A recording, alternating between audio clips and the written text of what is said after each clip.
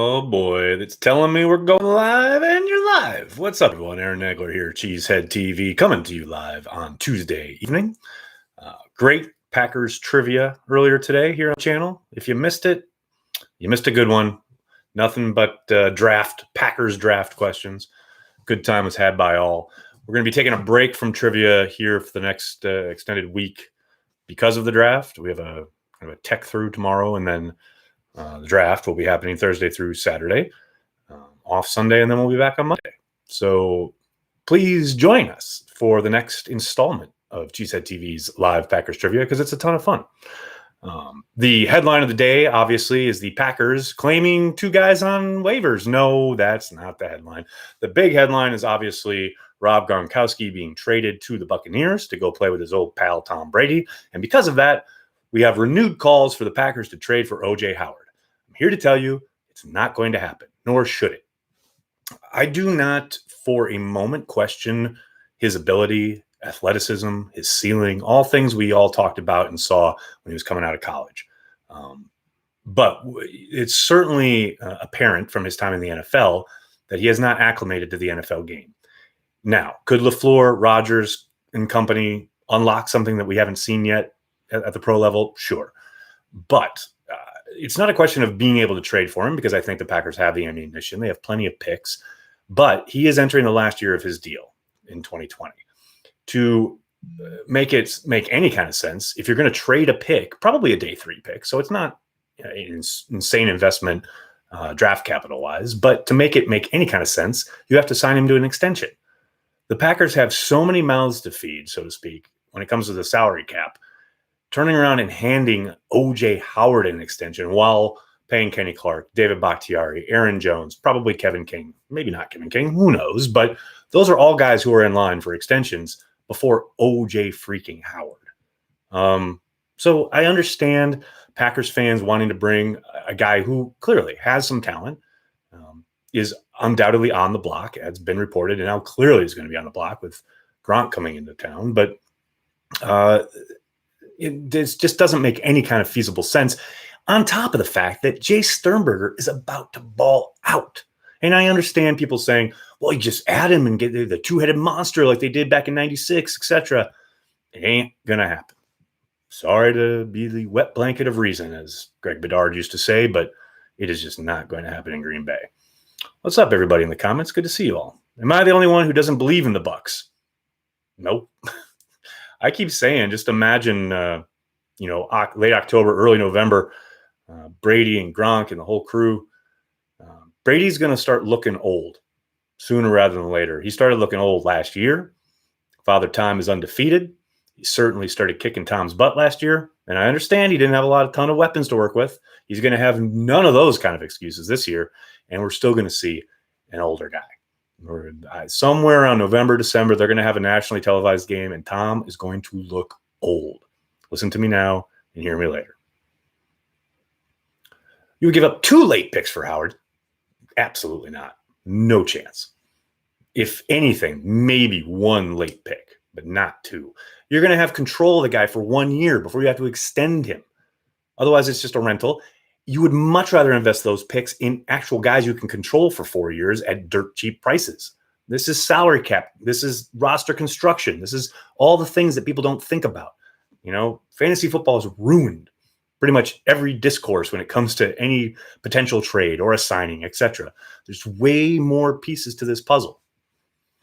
Tim, thank you so much for the super chat from across the pond. Craziest/funniest transplants moment for you, and when will it be back? I miss Corey. Well, Tim, I'll have you know that you will probably be seeing Corey on Thursday night. If you tune into our live draft stream, we'll be following along the draft here on the YouTube channel. It'll be myself, Emery Hunt from Football Game Plan. You've seen me do a couple videos with him. He and I will be watching the first round together remotely. And Corey will be joining us remotely as well from the LiveX office/studio, as well as a bevy of Cheesehead TV personalities, bloggers, analysts, extraordinaire, podcasters, what have you. So be sure to stick around for that. We may have a surprise guest or two. It's going to be a lot of fun. We're just going to hang out, watch the draft. Nothing too crazy, nothing, not a big production, but it's just going to be lots of Packers fans hanging out, watching the draft, and look, we got a lot of time to kill. The Packers don't pick till 30th. Last year, they were 12th or 4th or whatever it was, and they were going to pick pretty soon.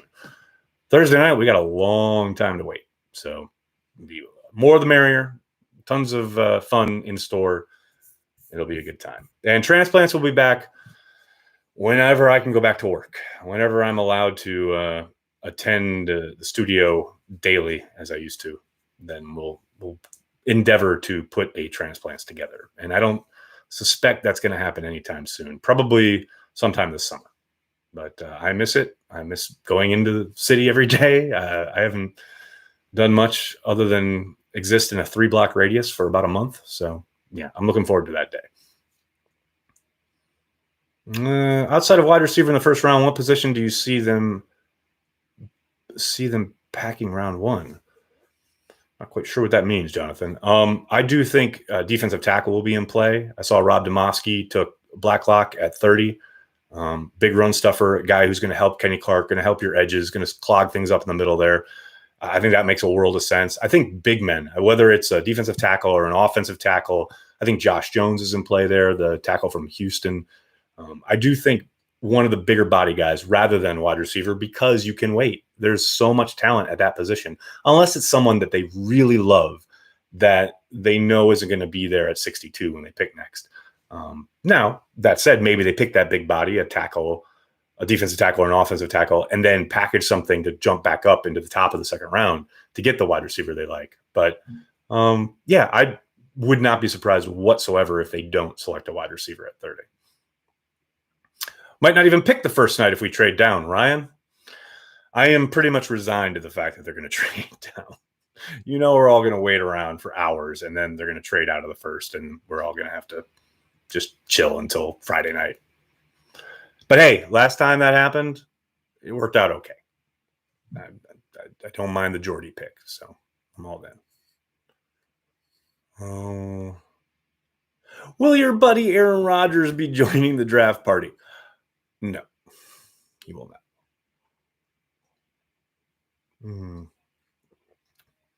Did your mind change on Sternberger? I don't think you've had a, quote, he's going to ball out mentality since before he was drafted. Andy, I certainly tweeted out that he was going to ball out in 2020 as soon as the season was over. Throughout the season, I was really impressed. His blocking was a hell of a lot better than I expected. He didn't get a lot of work with 12, and that's the major reason he didn't get a ton of playing time and or looks. But the tape certainly shows a guy who is ready. There's zero question there. And that's why right after the season, I said, Jay Sternberger is going to ball out in 2020, favored this tweet. And a lot of people favorited it, so they can try and throw it back in my face. But I know Jace is going to make me look smart for once, because Lord knows Negler's never right. Not really scared of Brady and Gronk. I mean, look, I think they're still going to be effective. They're still going to be productive. There's no doubt about that, especially in Bruce Arians' offense. But, and I know I've seen a lot of pushback of, Arians doesn't feature the tight end. Well, he hasn't had Gronk, even in aged Gronk, with Tom Brady at quarterback. He'll find ways to get Gronk involved. There's zero question there. And so will Brady. But yeah, I saw somebody on Twitter today say, I don't think the Packers can get past them on April 21st. Can we let the rosters get constructed? Maybe see what the hell the season's going to look like. Maybe even, I don't know, take a snap before we crown them NFC champions. I mean, Lord. Do you think, regardless of what he says to the media, that Rodgers would be pissed if we draft a quarterback of the future, i.e. Love or Hurts? No, Tim, I 1,000,000,000% take him at his word. I think, he has spoken about understanding where Brett is coming from a lot more now, because he is the old guy in the room, and, he and Brett are friends now, and they have spoken about what Brett's mentality was at the time. But Aaron's the one who's been in both places, and he knows how hard it was to be that guy.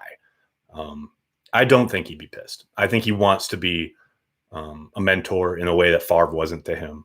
And I don't think he's going to, jump for joy. I think obviously he'd love some help, a weapon, what have you. But if they do end up drafting a quarterback, I don't think he'll be pissed. I think he'll be competitive about it. You heard that in the quote. I think it was with Wildy on his show. saying whoever they bring in, if they draft somebody, he's not beating me out. I thought that was a great quote. He's always going to be the ultra competitive guy that we know. But yeah, I don't think he'll be pissed. I think he'll just be like, bring it on. And I'll teach him everything I know, while we're trying to win a Super Bowl. That's my read on it anyway. What the fuck, Aaron? Is that some kind of knockoff cowboy shirt? No, this is like an old school army shirt, like a military. I got it at a, what do you call it? A surplus store. Nagler, I need to know where you got that shirt in your Twitter, Abby. Oh, Evan, yeah, that the God family and the Green Bay Packers with Vince Lombardi drawing it on the chalkboard. That was a gift from Luke Rodgers, Aaron's brother, back in the day when Luke used to run a company called Pro Merch. He made a lot of really cool t-shirts. You've seen Corey wear the Relax shirt on Transplants. That's a Pro Merch shirt. He did lots of stuff, NFL related, etc. He did a Marshawn Lynch shirt, etc. That's a Packers one, obviously, that he sent me as a gift, and I love it. And you can't get it anymore. I'm sorry. Someone actually asked him on Insta underneath when I posted on Insta if they could get it, and he said, "There, not unless you have a time machine." So sorry about that. Today sucks. How are you, Aaron? Matt, I'm sorry that today sucks, man. Hey, keep your head up. We're all just trying to get through things. We're just trying to get through this. I mean, I got to tell you, I had a rough night last night. I'm right there with you. I had a really down moment where things were feeling horrible. But, you soldier on, you get through it. You think about the Packers winning the Super Bowl, and everything's all right. I'm here for you, buddy. We're talking Packers. We're going to do it all off season right here at Cheesehead TV. We're all in this together. Just do what you can. We'll be here to talk Packers each and every day. I feel you, brother. Thoughts on James Morgan? Really wants to be a Packer. Ismail, I actually talked about that with Chad Reuter on my latest podcast on Nagler's Never Right. Make sure you check that out. To me, I think he's an intriguing guy that you can bring into camp, but I don't see him as – I just don't see him as a maybe he gets into the backup conversation at some point in the NFL, but I just don't think he has the accuracy. Van Halen 84, what's up, buddy? Thanks for the super chat. Looks like they are positioning to move up for a wide receiver, or is it just me? It is definitely just you. That would be a shocking move, unless there's someone they absolutely love. But in a draft this deep and talented, it doesn't make a whole lot of sense to maneuver up to select somebody when you could sit still and or move down and probably still get somebody just as talented with the same kind of ceiling. Now, obviously, that's all dependent on their evaluation. And like I said, if there's somebody they absolutely love, then maybe they move up for him. But I'd be very, very surprised. We love you, next, Scott. That's very nice of you. How many picks need to stick? That's a good question, Matthew. They got to find at least 2 starters in this draft. And I don't care either side of the ball, what have you. Obviously, you would love a difference maker. It's hard to do that when you're picking 30th. But they need to get 2 quality starters. And I'm talking like stalwart 10-year starters. Gutekunst has had his ups and downs so far as a GM. That first draft is looking rough. Last year's is a little more promising, but he needs to hit his stride this year. 2 starters, 2 or 3 contributors, then you're off and running. But yeah, he's got to, like I said, he's got to start hitting his stride, no doubt about it. Rumors going around that Jerry Jeudy is going to fall. Would love that. I would love it. I would be beyond shocked if he fell to 30.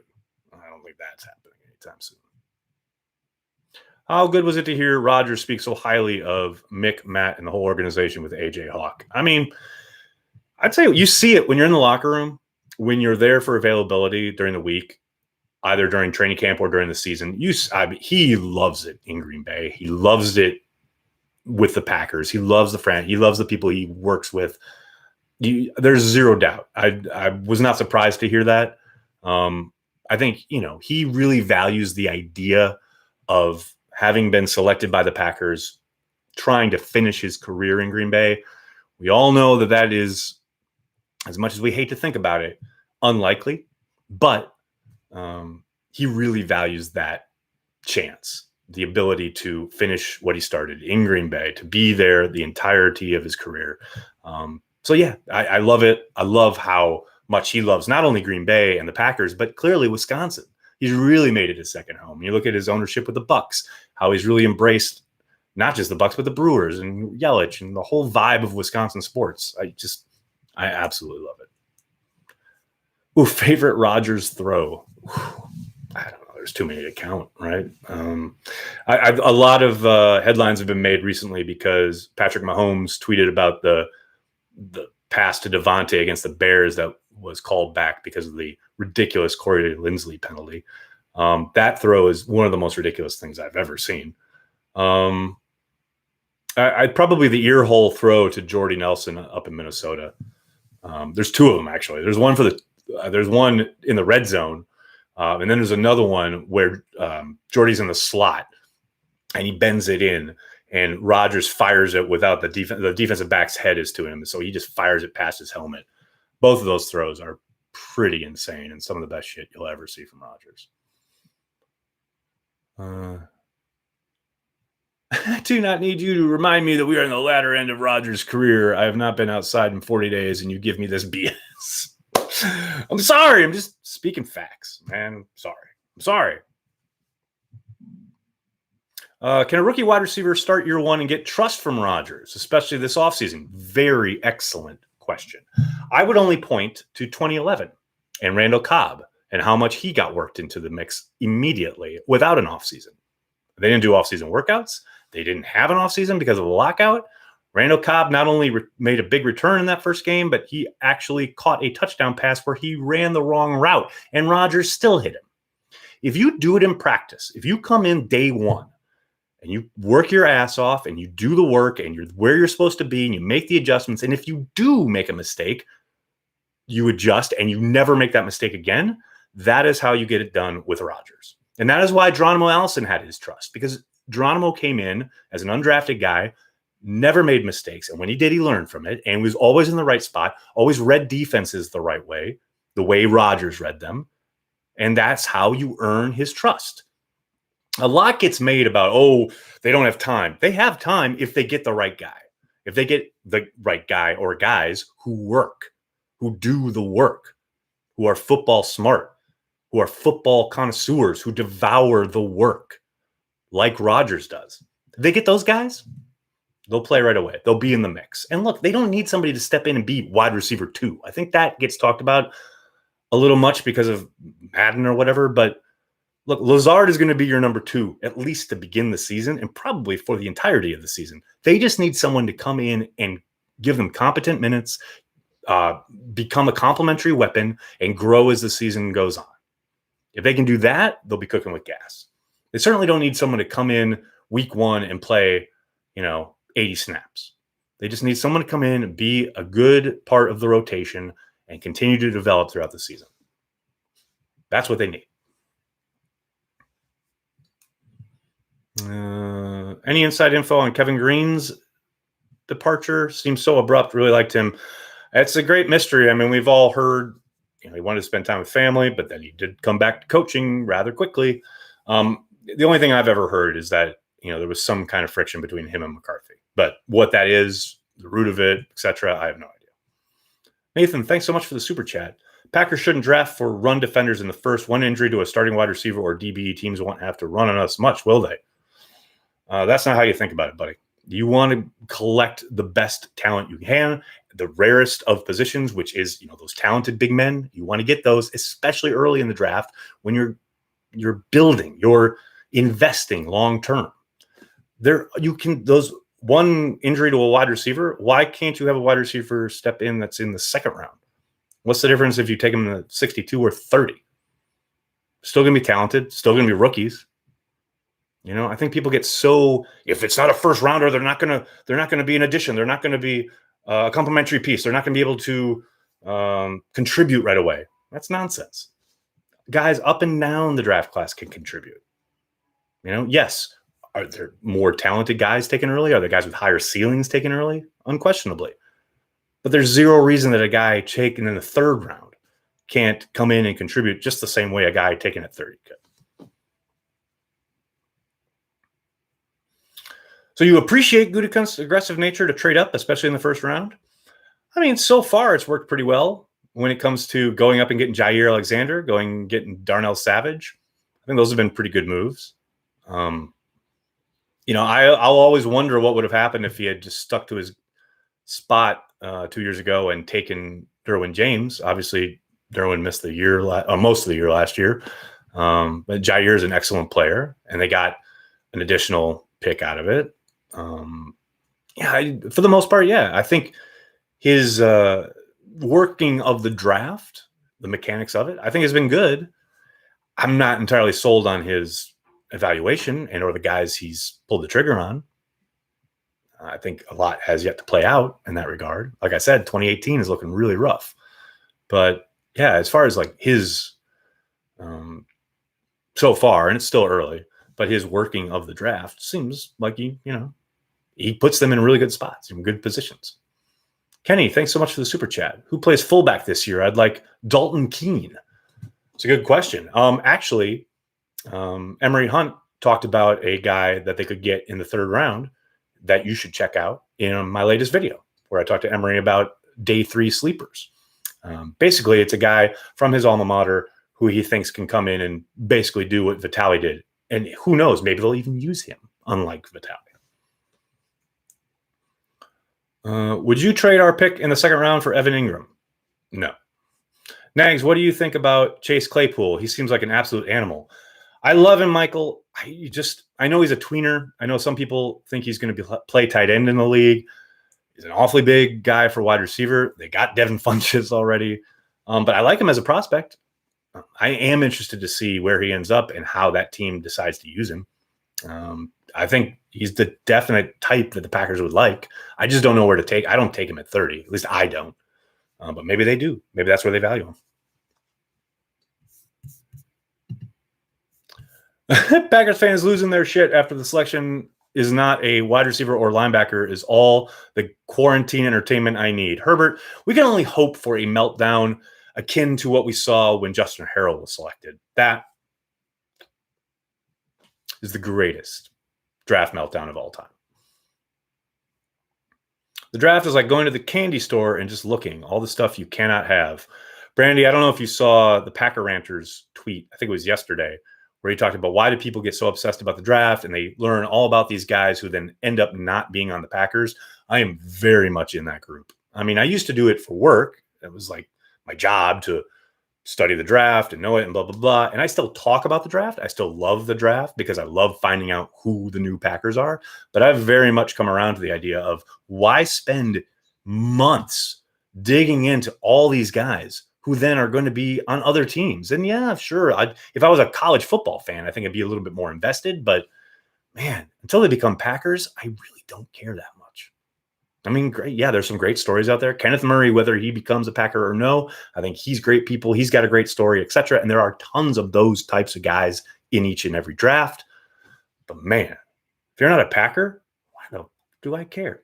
Oh, right. I don't. That's just me. I know I am very much in the minority. I know lots of people love the draft for obvious reasons. It's a great marriage of college football, NFL fans, etc., coming together. And it looks like ESPN is going to play that up this weekend. But there we go. Why didn't Vitali stick? Well, I think, he was in the last year of his deal. I don't think the Packers wanted to pay him, and he got some money from the Patriots.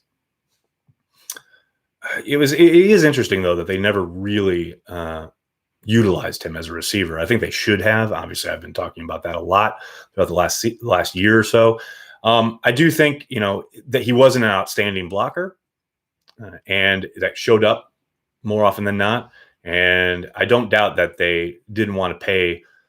They want to utilize cap space for a guy who, look, they didn't use a whole lot on offense. So go draft somebody on day 3 and or with an undrafted, selection, and don't use up that cap space on a guy that you don't really utilize that much. How many beers will you drink if we draft Murray? All of them. All of the beers. Salud. I would love to see the Packers trade out of the first round. It seems lucrative. Brandy, for the most part, I agree, especially with how stacked the wide receiver group is and the need there at that position, I think it makes a lot of sense. Really depends on what their tiers look like on their draft board when they're on the clock. If there's a bunch of guys with very similar grades sitting there at 30, I think that we'll try to drop down. But it takes two to tango. It's one thing to say, yeah, they should drop down. That's easy. But you need somebody coming up. Now, what makes their pick attractive is the fifth-year option because they're in the first round. So yeah, we'll see how it plays out. I agree with you. I think it makes a lot of sense, but it's really down to their evaluation and what that cluster looks like when they're on the clock. All right, everybody, I'm going to have to jump. I can't thank you guys enough for hanging out with me. I'll be back tomorrow at some point, late afternoon, early evening. In the meantime, like I said, make sure you check out our day 3 sleeper video I just dropped a little while ago with Emery Hunt. A lot of good stuff there from Emery. Please hit like, hit subscribe. And if you really want to support what we do at Cheesehead TV, please consider giving us $5 a month on our Patreon, patreon.com/cheeseheadtv. It really supports everything, not just here on YouTube, but the website, our social presence, everything. Can't thank you guys enough. I'll talk to you guys tomorrow. Go Pack Go.